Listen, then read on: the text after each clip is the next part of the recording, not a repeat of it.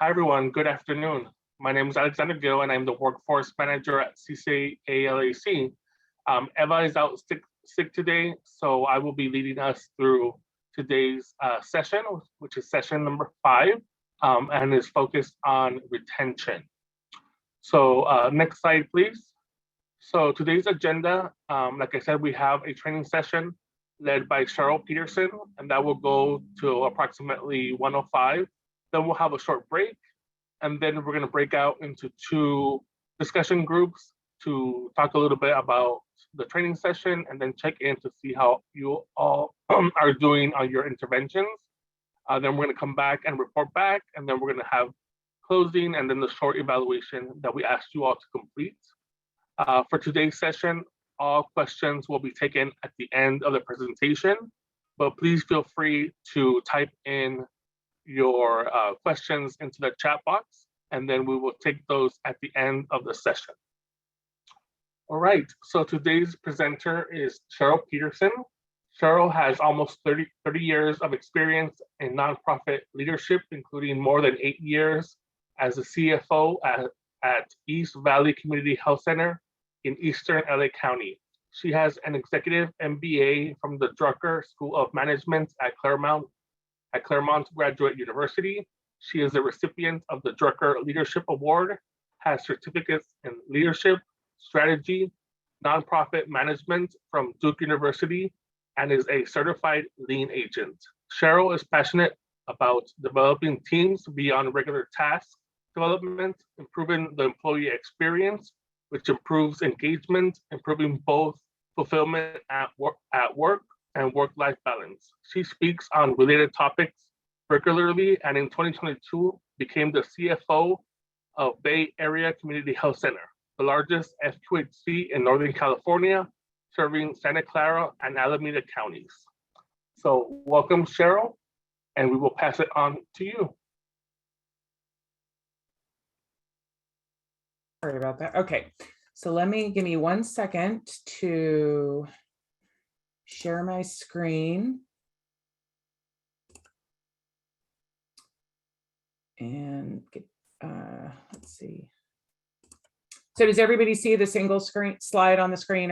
The title slide? Are we good? Yes. Okay, great. So let me move all of this out of the way. Okay, so hello everyone. I'm happy to be here with you today, and I'm excited that CCALAC has invited me to be part of this program that I actually find incredibly important. I have personally been researching this project or this topic or group of topics since my master's program in 2016. And I found that going back to school later in my career as a financial leader allowed me to focus on other areas, including leadership, strategy, organizational development, and human capital. What I noticed at the time, and I believe is still true today, is that a lot of money is spent each year on executive coaching to further develop leaders, often so they do not become liabilities for their organizations, and very little, if any, is spent on developing and reinforcing our frontline workers, who are often the face of your organization. This has been a topic of interest for me. And during that time, I would take all these things I was learning back to my team, and they were lucky, I think, to be my test group for what works. Today, I'm going to be discussing several different ideas, resilience being one of them. And I realized the importance of resilience as it relates to my team and to health center teams, specifically the day after the 2016 election. And I remember walking into work and saw the faces of my team, fearful, worried. Many are first generation Americans, I'm sure like many of you. And as you know, often our patients are undocumented. My staff was worried for themselves, our patients, and most importantly, our health center. So I was in my master's program at the time, specifically taking some self-management courses around managing attention and reactions. And after I gave my speech about don't worry about things that haven't happened yet, and we all have work to do, I went to work on helping them develop personal resilience and building a more resilient team. I explain this because this also creates a stronger connection in the team and allows them to connect to their workplace on a different level. And based on the success of that, I continue to expand initiatives, many which I'm going to discuss with you today. Over the last 2 years, I've spoken at conferences across the state and nation and have been virtually, of course, most of the time, but have been a guest on podcasts discussing the importance of our frontline staff, resilience, even before the pandemic, team building, engagement, and the employee experience. I hope that each of you gains something from my talk today. I want to discuss several areas, and most importantly, the health center application of some exercises and the positive shifts that can occur in your team and them being part of the experience. So I have a lot to cover in a short time, so let's get started. So this is basically my personal vision statement as a leader and how I approach a lot of what I'm going to, or all of what I'm going to discuss today. I believe that how we interact with our employees every day impacts how they go home to partner and parent. They're only at work 8 hours a day, and they have another, or 8+ hours a day, and they have many more hours that they're with their family, and we directly impact that. I believe that we have a responsibility to take the time to work with our people and make them fulfilled and happier humans. I believe that when we improve the employee experience, we create a workforce that is more fulfilled while also improving the customer experience. And I'm going to explain a little bit later how that relates, obviously our customer being the patient. And I believe that this starts with each of us, regardless of our role within our clinics.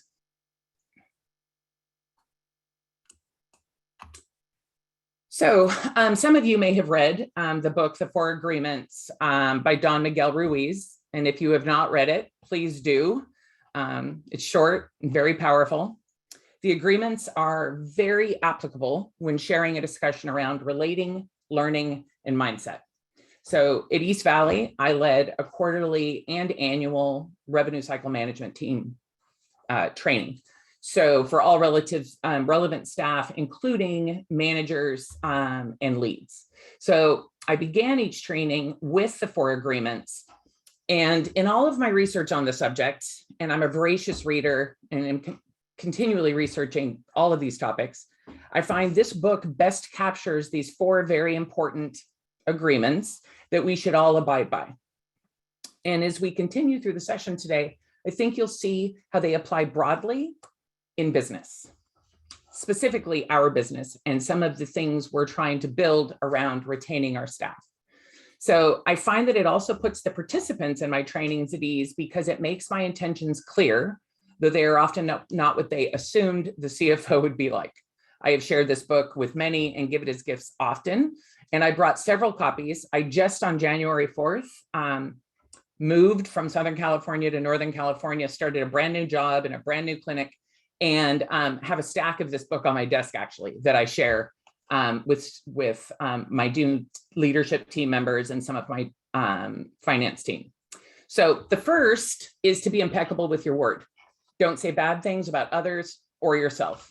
And often when I explain this last part in my RCM trainings, there are slow nods from at least half of the participants in the room. And the way what I discovered was that the way our team members talk to themselves can be worse than anything that we would say to them. So it helps them refocus that. So the second is to not make assumptions. Have the courage to ask for information instead of spinning a story of what you think is happening, often typically either in fear or being fear of being wrong, or an effort to protect our position, for lack of a better word. The third is to not take things not take things personally. So if people do not agree with your idea, it's not personal, they just don't agree with the idea. Now, there is the chance that it might be, but you shouldn't assume that. And the point here is to refer to agreement number 2 and not make assumptions. Lastly, is to always do your best. The sooner we realize, if we have not discovered this already, especially in the last 2 years, that our best changes from day to day. And if we're able to look back at the day and say, I did the best I could with what I had, great, move on, rest your head, and be ready for the day tomorrow. But if you can look back on things that happened during the day and say, I probably could have handled that better, then you're better able to respond in a way that's useful that you can use in the future. So what employees need for optimal performance. And this is brand new research published last year from the Harvard Business Review, and it's closely related to our discussion today. So they polled over 14,000 people, and the discovery was not only that 15%, that only 15% were working at optimal performance, but also that 16% indicated they were using less than 50% of their full potential. And people want to be using all of their potential or a great deal of it. So this list is what those polled said supported them in working at optimal performance, and all are tied to the drivers of a positive employee experience within your organization. So the first is trust, which I know the speaker in November discussed a great deal about, right? Trusting your boss, but I think it also goes to trusting your organization and trusting your peers as well. Clear expectations. A clear understanding of why the rules are in place, and not typically just saying over and over again, this is how we've always done it. Safety to ask questions. Again, and we're going to discuss this later, but psychological safety in the workplace really affects how people are able to connect in the workplace, because they're able to make their opinions and ask questions known without feeling overly judged. Right? It's very important. Empowered, team members are empowered to solve problems creatively.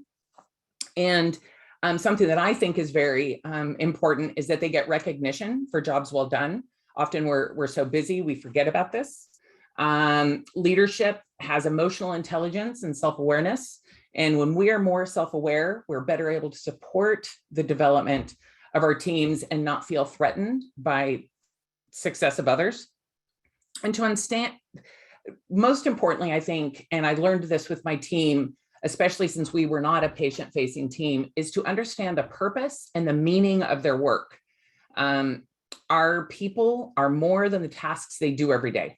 So how we value, train, engage our team members directly impacts how they go home at the end of the day, as I said, to partner and parent.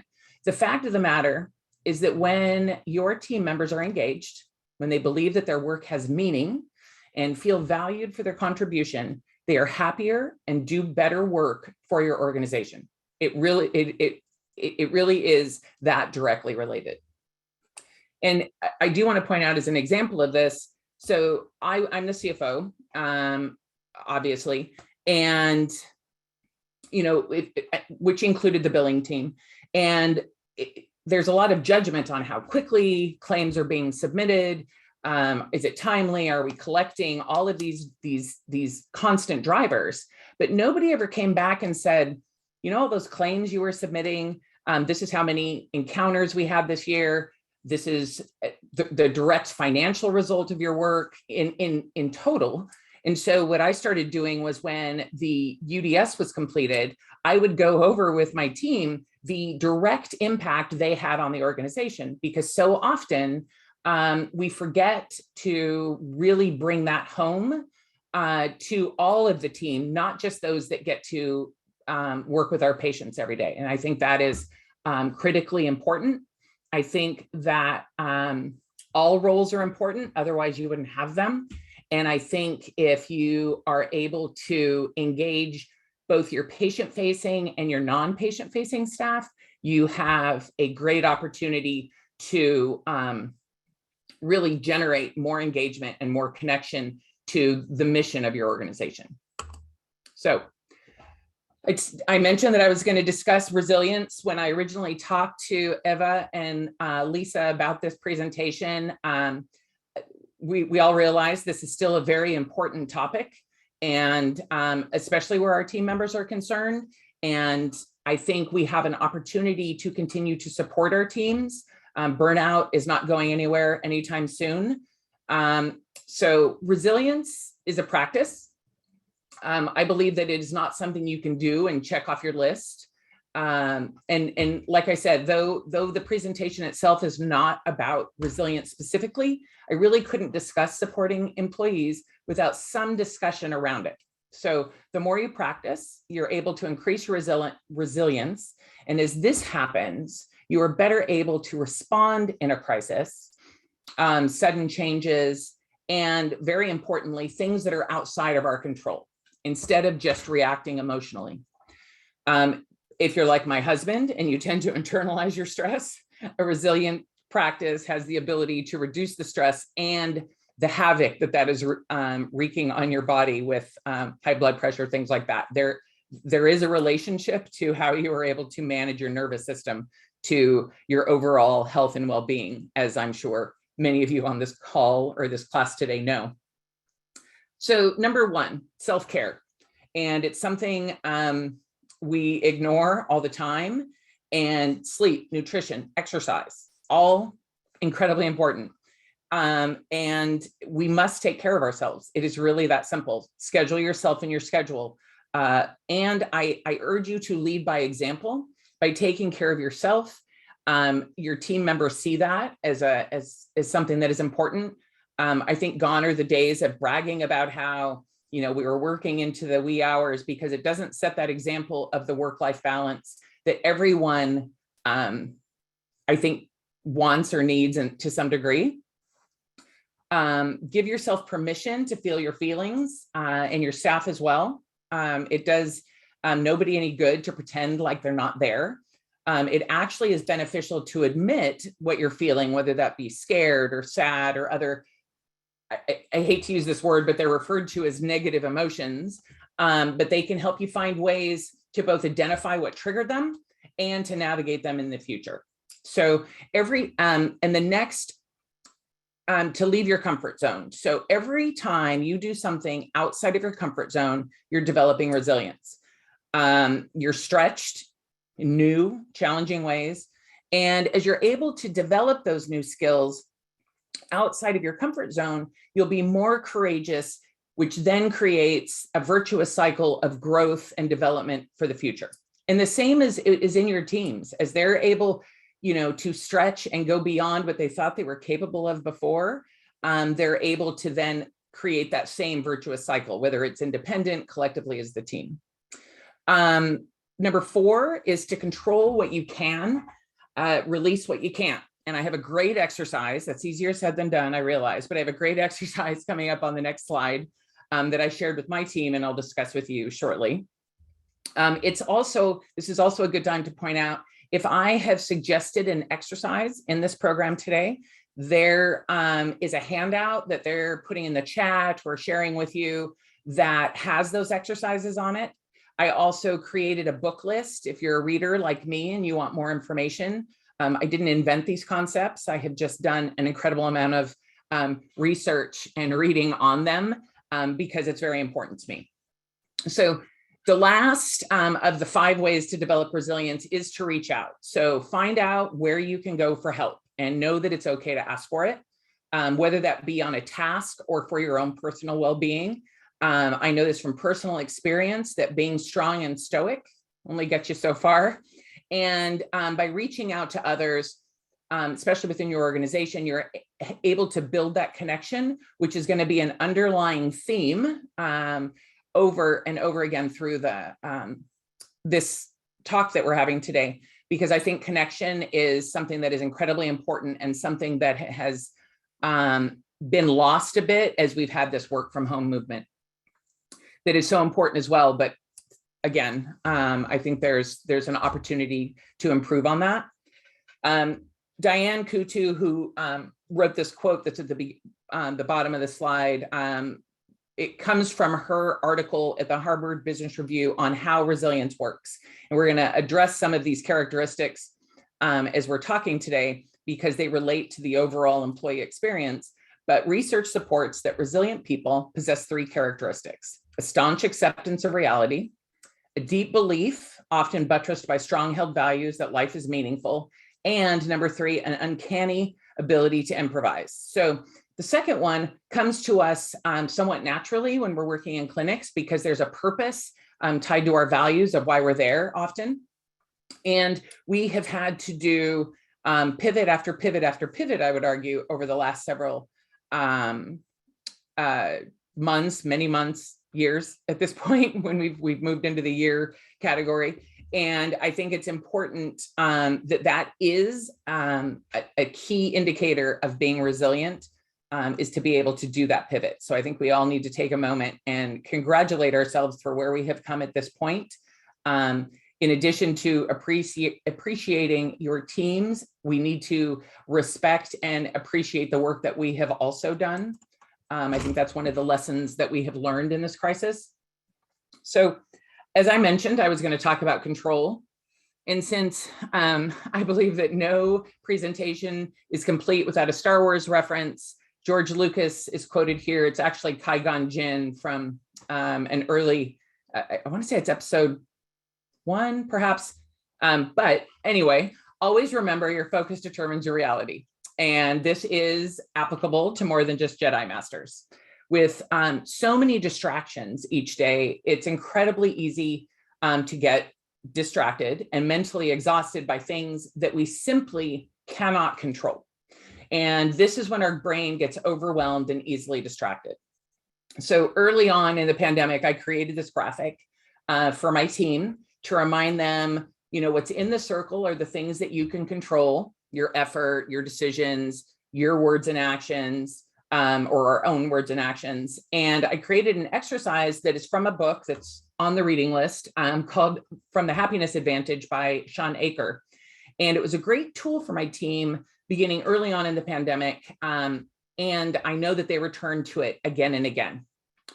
So the exercise is that you list all the things that you're overwhelmed by, causing distraction, anxiety, or other discomfort. Basically, writing down everything floating in your head. The science is that harnessing all of these worries running through your mind and putting those feelings into actual words has an immediate ability to diminish their power and brings a sense of stability. So sometimes, we get very overwhelmed in our heads about all the things, and our team members do as well, especially with not enough information or communication, which we'll discuss later. And our minds can literally run away with us. And I think there's probably not a person in the room who's immune to this. So being able to name what those things are is what has the power to diminish it. So next, identify the items on the list where you have control and can recognize where you do not. So the key is to set aside the thoughts or the worries and other distractions causing stress where they have, and in doing so, where you can recognize where you have no power, and by physically setting aside that portion of the list, let them go. So granted, I will be the first to say that this is far easier said than done. One participant on my team that did this exercise offered that when her mind started to wander and worry, she would see if what she was thinking about was already on the list of the items that she had wanted to let go. If it wasn't, she would add it. If it was, she would refocus and then move forward. More importantly, though, the most important part of this exercise is that for the person doing the exercise, where they've really identified, I can control this, and this is outside of my control, is to recognize that fact and to recognize where they can affect change or have the most impact and focus their energy productively to those things. In doing so, a path of action can appear, and they can,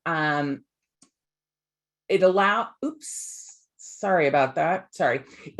them to more readily, I'm sorry for, I got distracted by forwarding the slides like that, but a path of action appears that they can take, allowing them to not just shift their focus, but feel more power in their own life. They're able to be less distracted, have more hope, and feel, most importantly, more successful at the end of the day, and to focus on what's positive that they were able to do, not carry all of those things with them into the next day. So another exercise that is at the bottom, or included in the materials for today, is a positive exercise. So there's a lot of power in positivity, and similar to resilience, I treat it as a practice. So psychologist Rick Hansen says that the mind is like Velcro for negative experiences and Teflon for positive ones. They often just slip away. And research has shown that over time, our experiences literally reshape our brains and can change our nervous systems for better or worse. So, which is why controlling your focus is so important. People think that stress makes them more productive, but that's only in the short term. In the long term, it's really not a successful strategy, whereas developing a positive practice does. And I want to just take a brief moment and say, this isn't about toxic positivity where, oh, everything's great all the time. It's about being in the middle of a lot of negativity and being able to see what positive can come out of it, the silver lining, if you will, or that despite the negativity, there are still good things happening, or a negative impact has allowed us to create positive change. If you think about telemedicine, for years, FQHCs were trying to get telemedicine through with DHCS, and it took a pandemic to get telemedicine to be as recognized as it is at this moment. So just a small example of how positivity can come from something that's negative. So it's important to point out that resilience is not one skill. It is a collection of skills and coping mechanisms, of which positivity is an important part. And you can't become more resilient or develop trust and connection with your team while being grounded in negativity and judgment. It is impossible to have that done in an authentic manner. So one of the exercises that I provided to my team is what's called the 3 Good Things Challenge. And I first learned about this from a researcher at Duke University and how they use this exercise in research around burnout at hospitals. And the challenge is this, that for 2 weeks, 14 nights, each night before going to sleep, write down 3 good things that happened that day with an explanation of what positive feeling it gave you. It could be joy, hope, gratitude, amusement, even any of those things. I want to point out that this is different from a gratitude journal. Often people confuse the two, and the 3 Good Things Challenge is actually looking for a specific experience that day that was positive, as opposed to a gratitude journal, which tends to say the things I'm grateful for, my home, my family, my work. There is a distinction, and that the 3 Good Things Challenge is actually training your brain to scan your regular environment for positive feedback, positive things that are occurring. So these positive things can come from any part of your life, and it's best to actually write them down. Don't worry about grammar and spelling. It's only for you to read or reference later, but actually writing things down does have an impact. It's for you to reflect on. And the things you list can be relatively small. When we did this exercise, one of my team members wrote that his partner made him coffee that morning, right? It could be relatively large in importance, that you earned a position with greater responsibility, something of that nature. So research supports that just after 14 days, participants, when tested 6, 12, and 18 months later, were responding more positively. So, and that was the research that Duke University was doing. My team, the finance team, did this exercise initially in December of 2019. And in addition to them writing it in their journals that night, we had a one-dimensional Christmas tree, similar to these trees that you're seeing the pictures of here, which I'll explain in a moment. And we had these little paper ornaments, and they would write what the good things were, and we would decorate our Christmas tree, if you will, with these good things. And I think that this exercise is why 3 months later, my team were really successful in responding to a pandemic as a critical team to keep the health center operating. So we were able to shift our focus quickly and very easily and focus on what was most important. Last spring, East Valley staff did this exercise across all 8 of our clinics. And that's where these trees came in. We purchased them. I think they're school teacher trees, like the way teachers decorate their classrooms. And we put them up at each clinic. And we presented this during the staff meeting. I presented it with one of my colleagues. And then we sent these apples and leaves that you see decorating these trees to each clinic with the team that was rolling it out, put the trees up themselves, and then distributed the fruit and the leaves at each of the clinics, and invited everyone to post on them. And for those that were working from home, because I know this will be the question, we had a champion at each clinic, and they would email their good thing to whoever the champion was, and they would post it. We took pictures of the trees throughout I think they were up for a month, throughout the month, and shared with everyone, so that regardless of what clinic you were at, of course, it became a little competitive, but it was actually very fun. So these are 2 images from those trees, and I can't emphasize enough, it was actually a very successful initiative, and is fully scalable. I mean, it's very easy to do. And the cool thing was, it was done when the school-based clinics had reopened, and they because the size of our school-based clinics are so small, they had to put it in an area where patients were, which, it can go in a patient area, it can go in a non-patient area, it's completely up to you. But the kids at those clinics started writing good things on the fruit and the leaves. So our patients actually became involved. It was actually a really cool initiative for everyone to share. So, acceptance. Michael J. Fox explains that acceptance doesn't mean resignation. It means understanding that something is what it is, and that there has to be a way through it. He was also known to say that his happiness grows in direct proportion to his acceptance and in inverse proportion to his expectations, which is a reminder to all of us, I think, that when you expect things to happen, it sets you up for disappointment. So accepting things as they are, as we mentioned, is very important. The staunch acceptance of reality and resilience. So if we're going to discuss acceptance, other phrasing that maybe you may be more comfortable is coming to terms with. We do not like our reality, or we may not like our reality. We might hate it. And for some of us, for myself, the previous administration was very stressful, but we have to accept that it is what it is. But by accepting that reality, we're able to make space for the reality and accept the uncomfortableness that is part of it. Drop the struggle, if you will.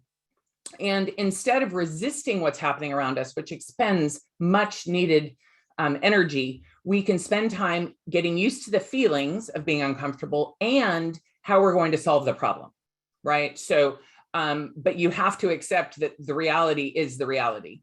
So self-care, recognizing where you are, and recognizing where you have no control, practicing positivity and acceptance all support a resilient practice. These exercises are both personal and can be shared with your team.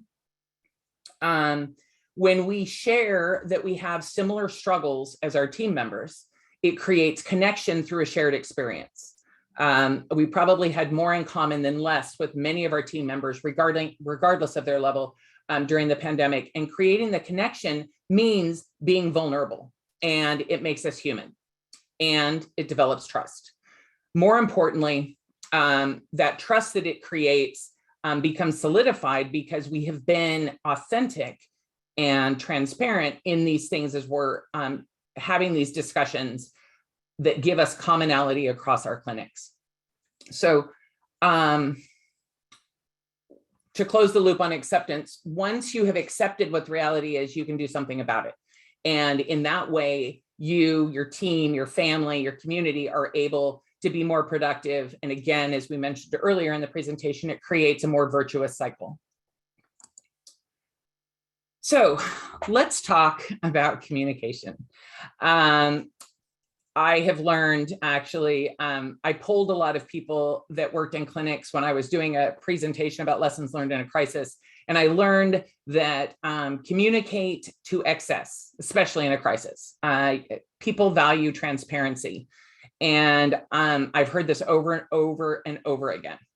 But the important part is ensuring that your message is reaching everyone, and it can be a significant challenge.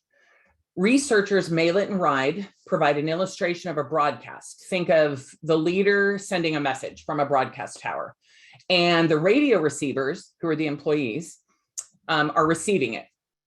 And the farther the receiver is from the broadcast, the more noise and disruption happens to the message itself. Sometimes there are actual barriers that are stopping or changing the transmission, the message, and it becomes out of alignment with the leadership message as it was originally stated. The problem is that these messages are critical in how our employees learn about values, culture, the organization, and very important right now, and always really, the future. So this creates a gap. And as the researchers Malett and Ride recommend, we must mind the gap in communication. For this to be successful, the message that is sent must not only be clearly carried out by other leaders in the organization, as opposed to creating barriers, and the actions must be consistent with the message. Otherwise, if these two things don't exist, trust is lost. Being intentional with our communication is always important. And we have seen a need for it during the work from home movement, change, shift. Without the opportunity for water cooler or hallway conversations, we need to make time and create venues to stay connected. I would argue presenting at classes or conferences, such as I'm doing with you right now, looking at my own computer screen and a little light dot as my camera makes the engagement with everyone very difficult. But we do need to be very intentional with our communication. So, and I would argue that not just work from home, but even in the clinic, everybody is wearing their masks and their social distancing, and often are not communicating the way they normally would through their masks. So communication is very important, and it's significantly important in making our expectations clear of our team members.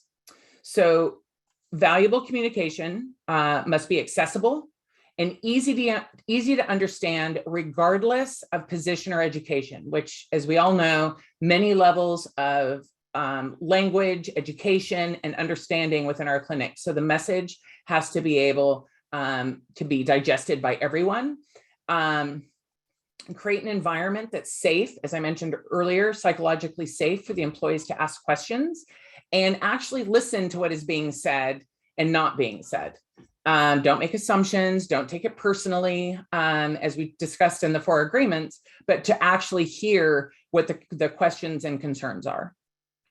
Open, transparent, and consistent communication provides an environment that builds trust and creates connection.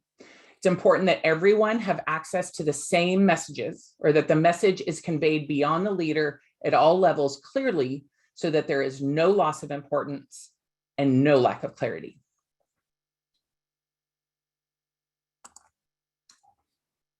I'm sharing this with you, another thing that you can start using right away. It's a book I read called The 7 Things Your Team Needs to Hear. And I was so moved by the simplicity that I wrote them on a whiteboard in my office, and they're still there today, though in a new office, 2 years later. They're really, really simple, but communication does not have to be complicated to be impactful. So the first one, you can. Each of your team members and ourselves come to work with our own historical baggage that can affect the way we see our ability to respond or learn or anything else.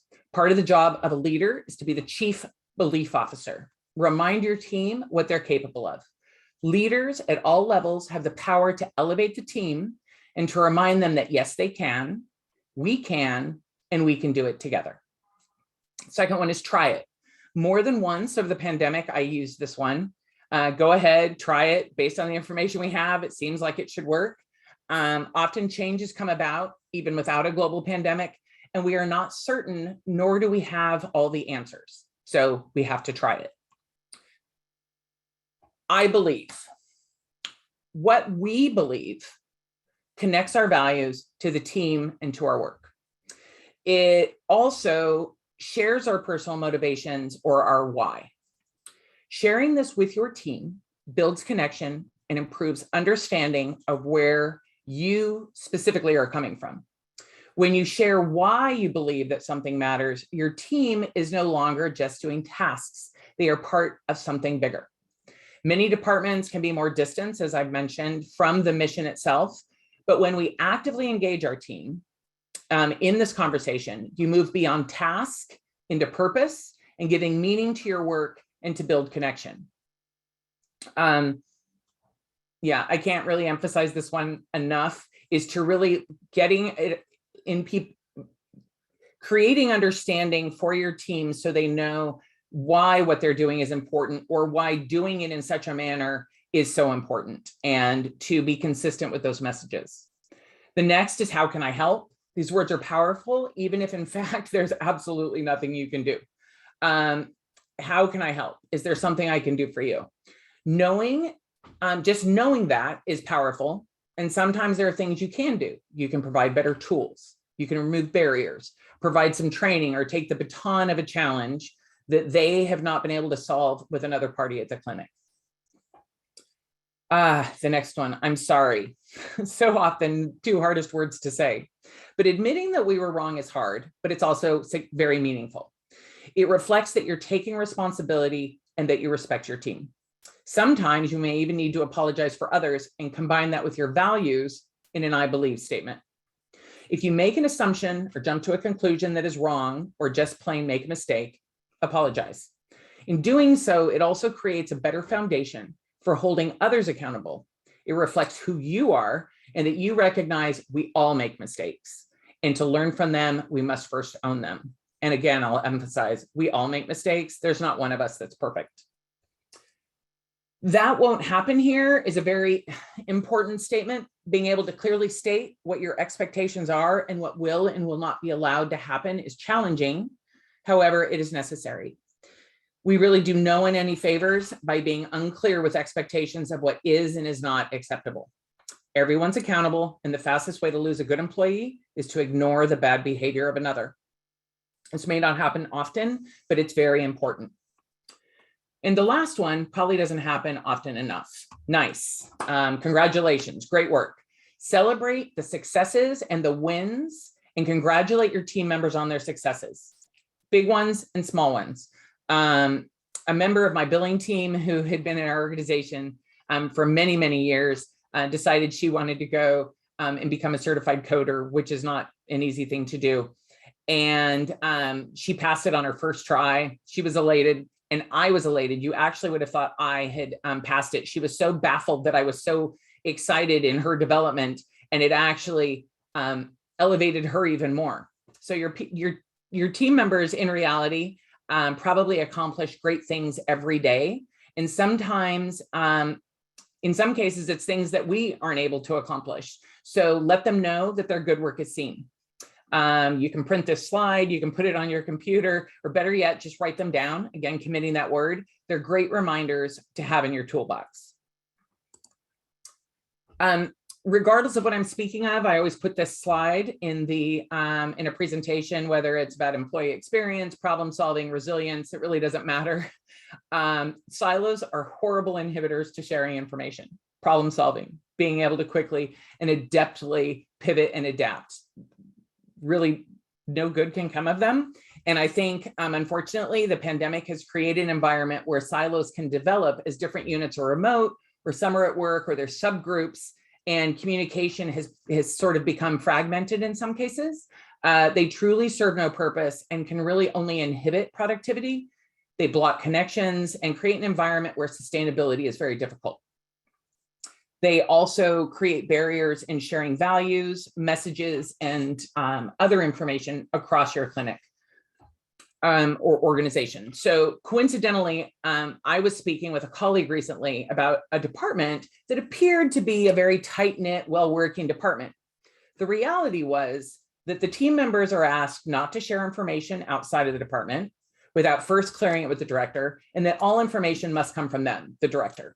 So this type of team dynamic is often based on fear in some manner and inhibits the organization's ability as a whole to problem solve and use important information in the pivots that have been so important to us over the year and a half. So I'm going to talk later about your subject matter experts and elevating them to be able to answer the questions. Using a director or a manager as a conduit in that manner doesn't really serve the organization as some people might think.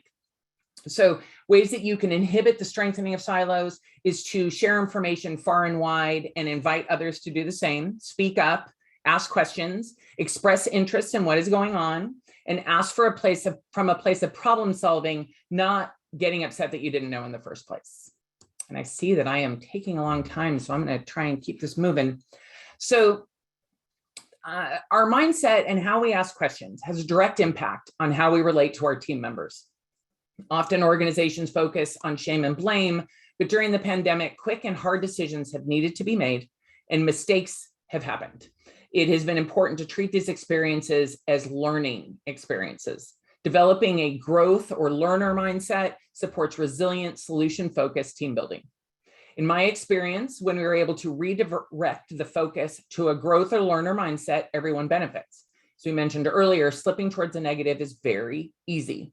And taking a moment to refocus your energy in these situations will keep you on the right track.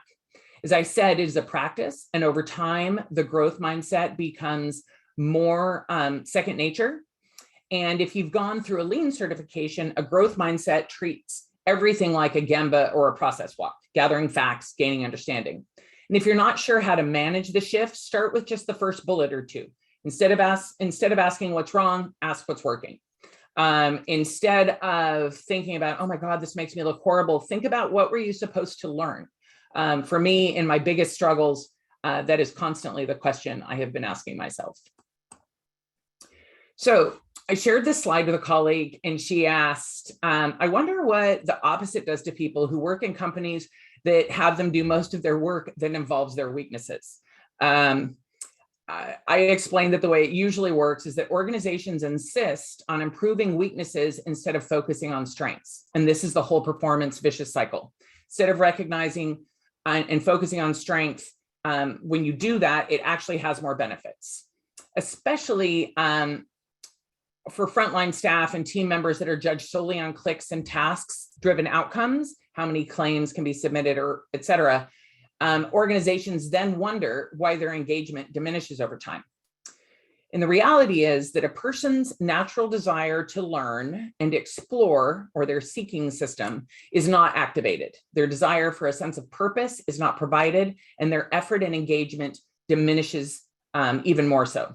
So just a quick example is we had a customer service representative that was incredibly thorough, virtually never made mistakes. And when I would comment on this to her leads, I would just be told, she's just so slow. She's slow. She's slow. This was her weakness, and this was all anybody really ever saw. Slowed down the cycle time, so her accuracy didn't matter. So then in trainings, I would hear new team members rave about all that she taught them and how thorough she was. So later we decided that there was going to be a trainer role. And since it was clear from all the onboarding, a consistent trainer was needed.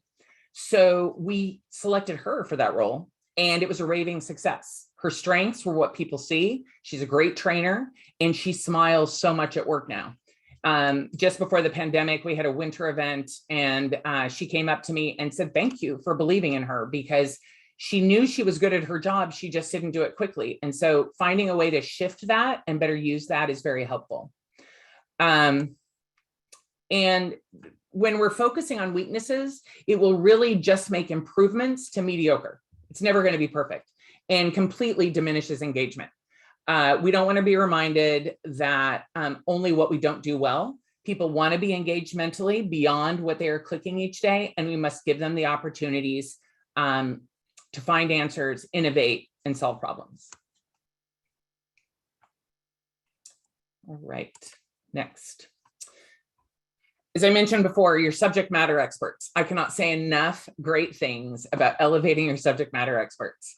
Accept that you cannot know everything and invite your frontline staff to become subject matter experts. It engages them. It is natural for people, as I mentioned before, to want to explore and experiment. It's called the seeking system. We all have it. And by activating it, it creates endorphins that create positive energy. You already have the subject matter experts. We all do.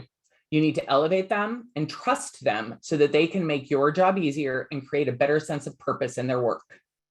So to recap, create a culture that maximizes strengths and focuses less on weaknesses. Offer opportunities for your team to identify their strengths. Align team member strengths with expectations of their roles. Maximize your subject matter experts. And we're now going to discuss appreciation. So there's always enough time to express appreciation. Authenticity is key. And it does take practice for some people. It doesn't come naturally everywhere to everyone, but it's important to remember that appreciation is not one size fits all, and it is not limited to supervisor subordinate. It can exist without a formal program. In this slide was an initiative I rolled out on behalf of the leadership team at East Valley. I currently, just for myself, post 5 days a week, similar to this, on LinkedIn in a similar format. And I created East Valley branded graphics and sent them out to all staff on Mondays, Wednesdays, and Fridays with not just the images you're seeing, similar to images you're seeing here, but it was also comments about the quote itself, relating it to work and life. Monday was motivation, Wednesday was wisdom, and Friday was always about self-care and connecting with joy. At the end of every email, we expressed appreciation to the staff for the work they were doing, not just the same message every day. That's really not useful. It seems canned. So it was each day was different. It was an amazing initiative with great feedback. And it's not nearly as daunting as it might seem. And if you're looking for inspiration, feel free to look me up on LinkedIn. So I want to briefly talk about, because this gives you some good takeaways, the fact about developing a great employee experience. It leads to staff feeling happier and more productive and motivated. It increases productivity and can have an amazing impact on their work in your organization. The benefits of positive employee experience, as identified here: happiness, fulfillment, sense of purpose, sense of belonging, and achievement. And some actions you can take, which are consistent with what we've already discussed: advance values across the organization consistently, create an environment that supports connection, link meaning to contribution and then to goals, purpose and meaning. How does what they do impact the organization and support the mission? Performance, also, I can't recommend this enough, as a continuous conversation with learning and feedback. Just doing it annually does nothing to actually elevate and develop your team. You really need to have that be a consistent conversation. And these are some actions you can take immediately. And it's important to understand the law of congruent experience, that employees will deliver a customer experience that matches their own employee experience. You can engage and hire all the trainers you want to train your staff on customer experience, but if they are not having a satisfactory employee experience, it won't really matter. Your indifferent or angry employees that don't trust their organization are not going to deliver the customer service experience, the patient experience that you're looking for. So some quick tips to creating a learning organization. Again, as I mentioned, creating a psychologically safe space. There is a false assumption that we all have to agree and to make progress, or that disagreements always mean someone loses. However, when we're open to rethinking our position or our ideas, even our beliefs, we are open to more opportunities. Adam Grant, who is a professor at Wharton School of Business, points out the purpose of learning isn't to affirm our beliefs. It is not to affirm our beliefs, it's to evolve our beliefs. And as I mentioned earlier, fan of the 4 agreements, and they're very applicable in framing a discussion around learning. These are some tips on creating a peer learning culture. When the flow of information in learning is set free, everyone wins. So often employees are scared to share what they know or how they do things, and they worry,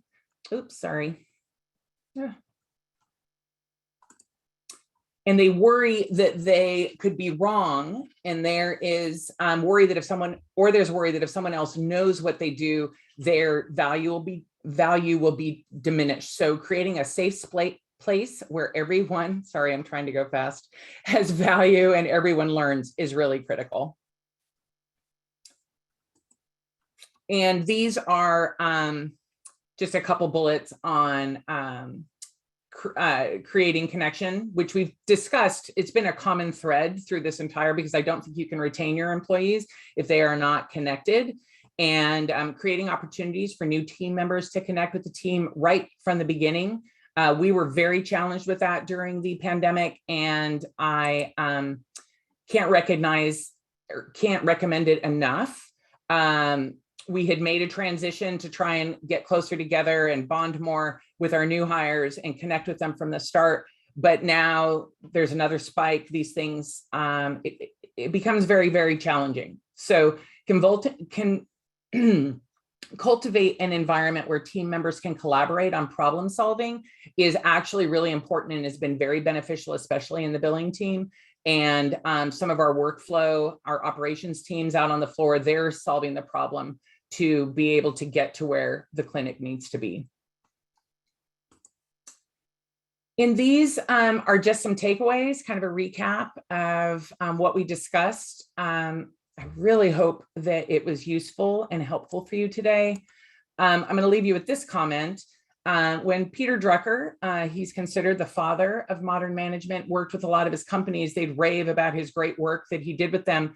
And he would tell them, save your praise, instead tell me what you would do differently on Monday. So I ask each of you, there's lots of suggestions and ideas in this presentation.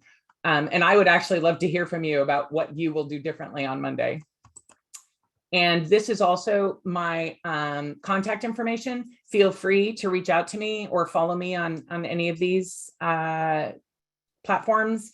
I'm happy to connect with anyone and offer ideas that I could not cram into this hour with you. And also, there's a couple remaining slides when you look at this on 3 different types of training practices that you can start in your clinic. So that's what I have for you today.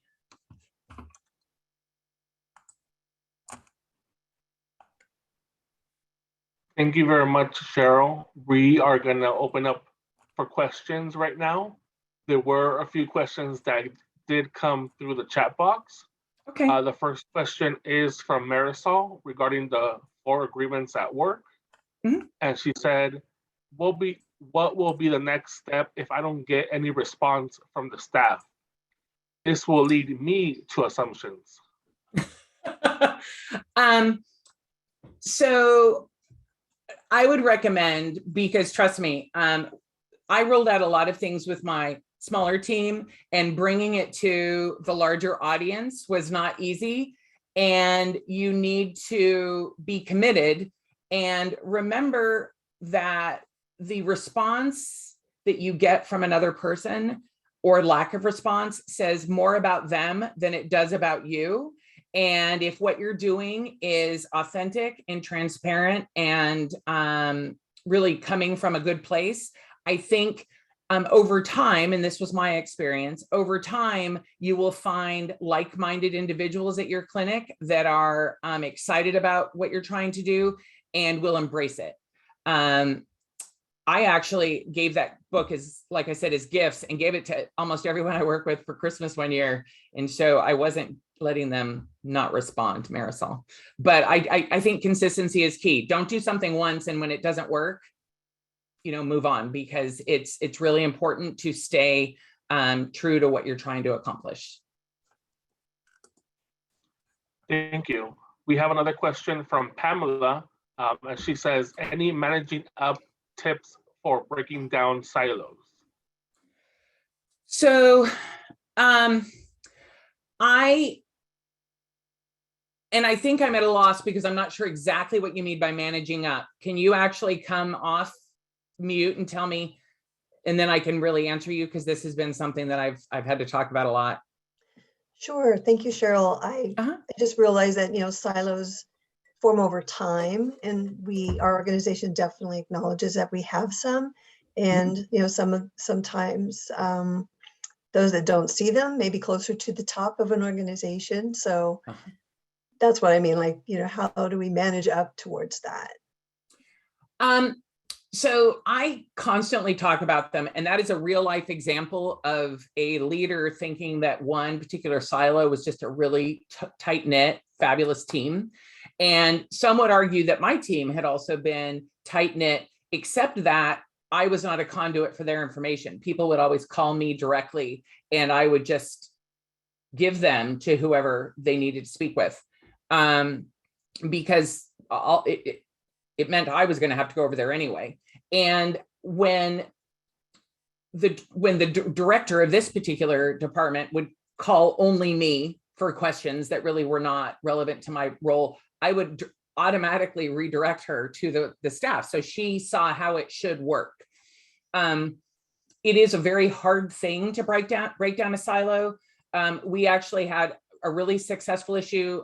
Those who are experienced with finance may get this kind of humor in this situation. But when I first arrived at the clinic, I learned that front desks staff and billing staff don't get along, mainly because whatever happens in the front desk is closed out in the billing department. And so I created trainings and engagement that had all of the revenue cycle, the front of the house, the operations. The COO and I banded together to make this cross organizational, within the clinic, and it was really quite successful.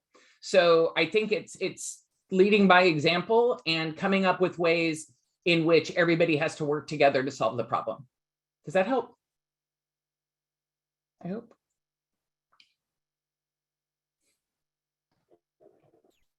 Thank you, Cheryl. We have one more question from Kazu Shibata.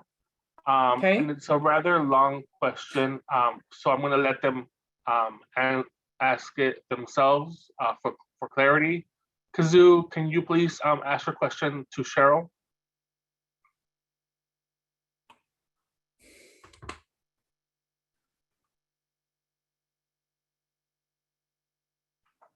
And I put the question in the chat box as well. Yeah, I saw. Okay, can you hear me? Yes. Yes. Oh, great. Hi, Cheryl. Great presentation. Thank you very much for your information. I also enjoy all the quotes that you inserted on your PowerPoint presentation slides. And many of them I can relate and appreciate. But one quote that you used, which is the most important thing in communication is hearing what isn't said. Yep. I couldn't really appreciate that given what I'm following, as far as what I'm following your presentation, great concept. And to me, that particular quote is contradictory or, doesn't exactly sync. And that is good communication is when you do without assumption. I think you said that. And transparency is important. And intentional and impeccable use of words. And so why are we using this particular quote? The best communication or important thing in the communication is hearing what isn't said. To me, this is opposite of some of the important concepts that you're teaching us today. Okay. So the reason I include that quote from Peter Drucker is because often you will speak with employees, you will ask them what their what issues they might be having, and they don't want they give you part of the answer. They give you some of the answer. And the purpose of that quote is actually to not just take what you've heard and to, if you don't, and there, so as an example, when our clinic was going, a lot of our clinic went virtual very early on in the pandemic, like so many did. Everybody started working from home. And I actually wanted to stay on site. And so I talked to the team as a whole and didn't really get authentic answers from them about how they felt about it. And I talked about, then talk to them all individually, because obviously when you talk to a group, you're going to get different answers than when you talk to them individually.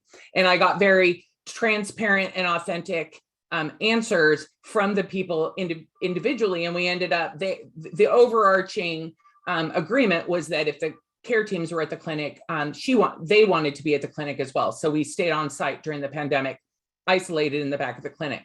The point I make here is that there are people that will not communicate or that will give you part of the answer. No, you don't assume that you know what the rest of the answer is. That's actually the importance of assumption, is not to assume you know why a person isn't answering, why a person isn't sharing with you. The purpose of assumption is actually about, not filling in the gaps. But to hear what isn't being said is about, if there is a gap in the communication, to not just say, well, I asked him and they didn't tell me, and walk away from the situation. So that is why I always include that quote.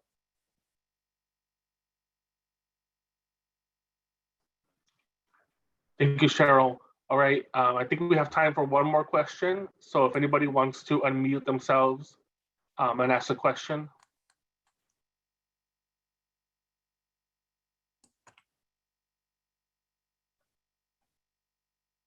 Hi, thank you, Cheryl, for this training. My name is Ashley Scott. I'm from Kedron, and also thank you for the previous question, because I did feel like that was a good follow-up to that quote, and it was very relatable in the sense of before we started Crew, we started doing an assessment of how our staff felt about their work environment and things like that. But I don't feel like we really in-depth felt that we have an analysis of how their work environment is brought home and how that's contributing to their environment.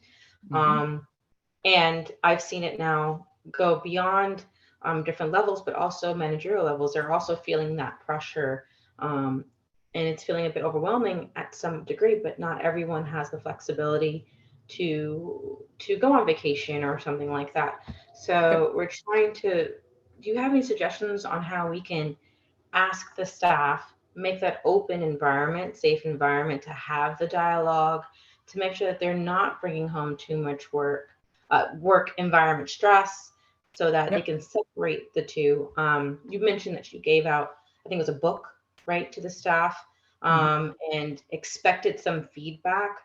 I tried that a little bit after that survey, was not met with the best response overall. Yes, on a one-on-one, people were able to give me some type of conversation, but I'm looking for something a little bit higher in my retention of having that feedback on follow-up. It's kind of supposed to be helping us throughout this Crew process of seeing if we are making a difference on our staff, because we're now in our second year, right, of COVID. In FQHC, we're still supposed to be meeting measures with our already current our patients that are signed to our PCPs, but we have a very large influx of the community looking to us to provide COVID-based or focused services simultaneously. And I'm gonna be honest, staff are not knowing how to separate the two. It's almost like no line is being there between them. So I'm trying to kind of make sure it's not just our staff, but also our managerial roles that also can apply that. Do you have any suggestions that we can implement?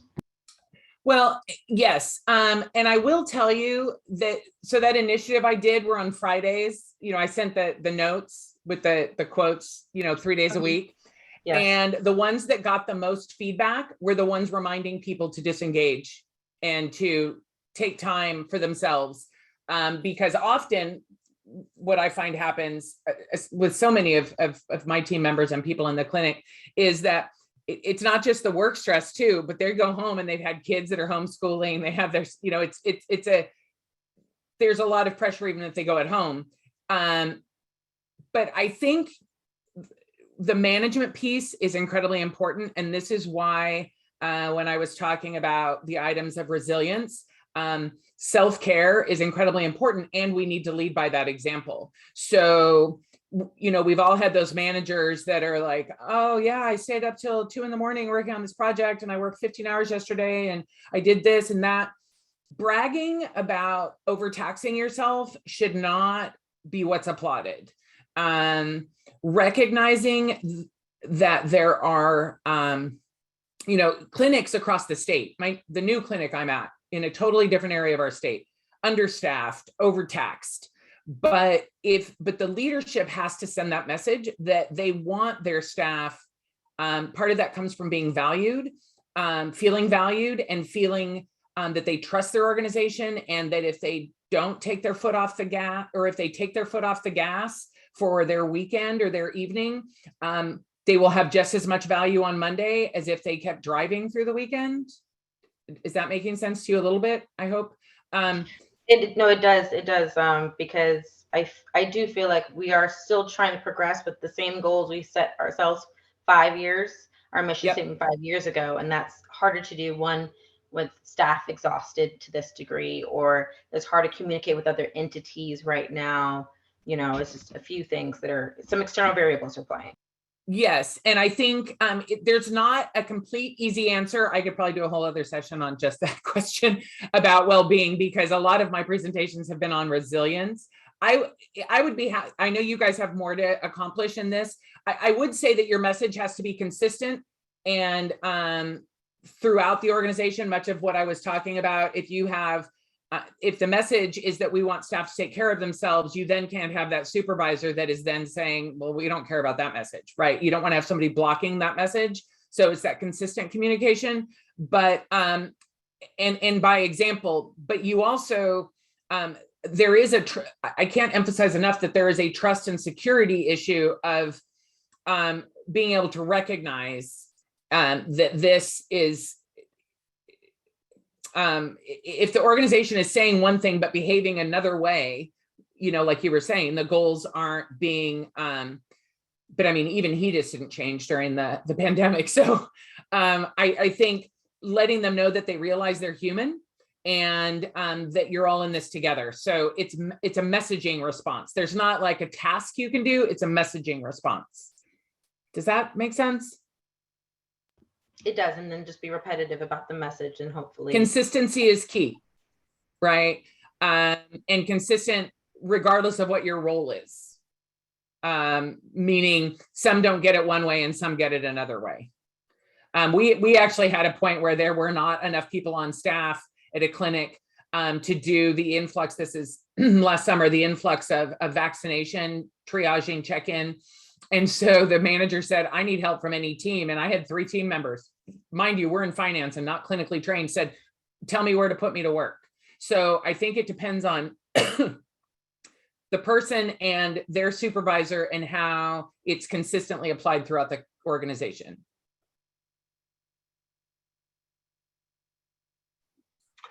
Thank you very much, Cheryl, for answering those questions.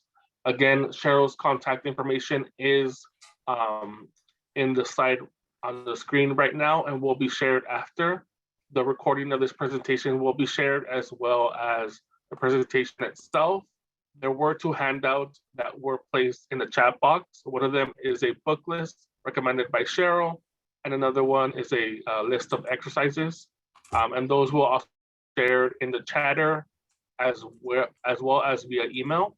So please keep a lookout for those either tomorrow or Monday. But at this time, I would like to thank Cheryl for a great presentation and for providing really great tangible exercises that can be done with staff. Thank you very much.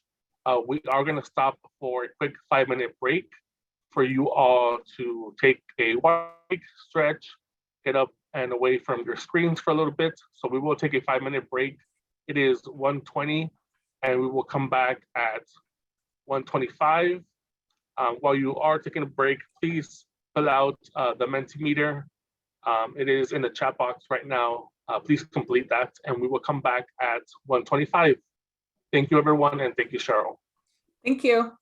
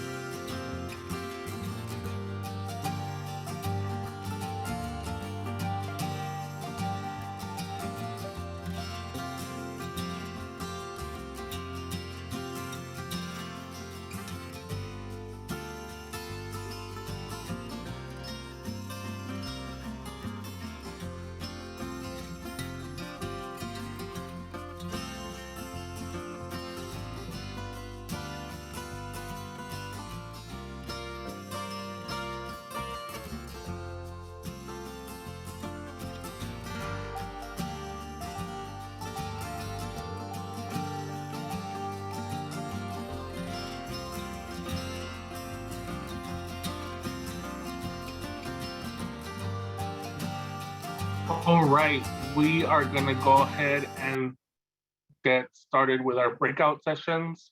Hope everyone had a chance to grab some water, take a stretch break.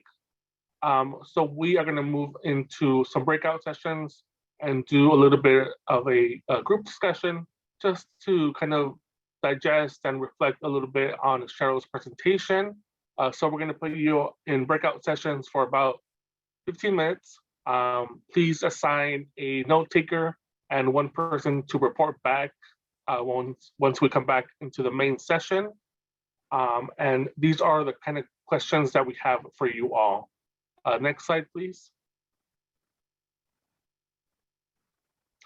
So the questions that we have are, can you identify silos within your organization? Based on the discussion today, can you identify specific problems they cause and how changes can be made? And then another question we have for you all to discuss is, what are projects at your clinics that exist today that would be an opportunity to create a learning culture? What do you believe are the barriers? So we'll put these questions into the chat box and send you into breakout rooms for about 15 minutes. And we'll go ahead and do that right now.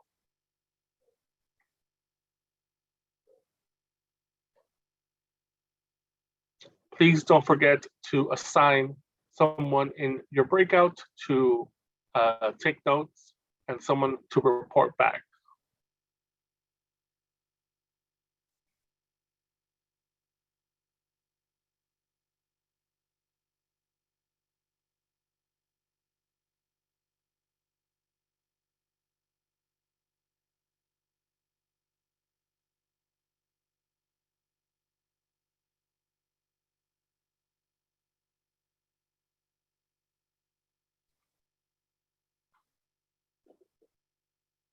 You all should be sent to breakout rooms right now. Please join your assigned rooms. If you have any issues with joining a room, please let us know by unmuting yourself or typing it into the chat box.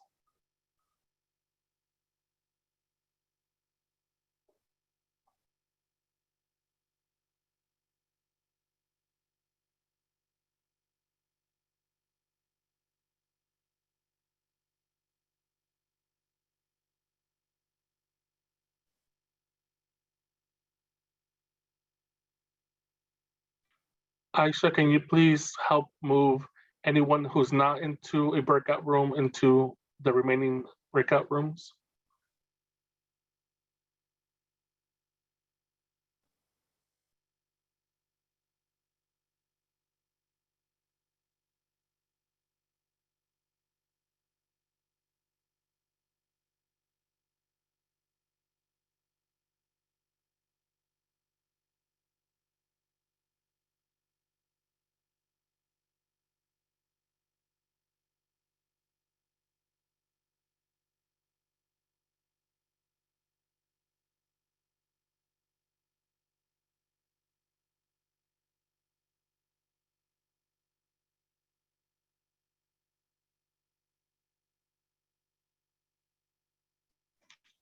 If you haven't already done so, please accept joining the breakout room.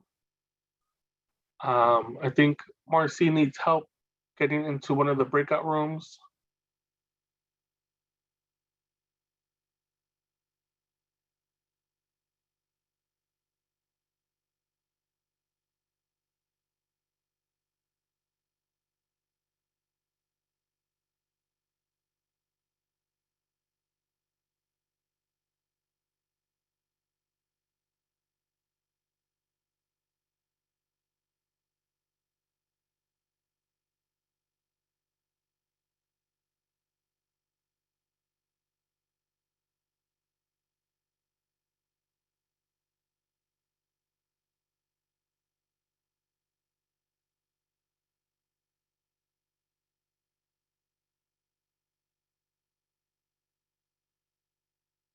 I think they figured it out. All right, thank you. Anyone else, if you are having trouble joining one of the breakout rooms, please let us know.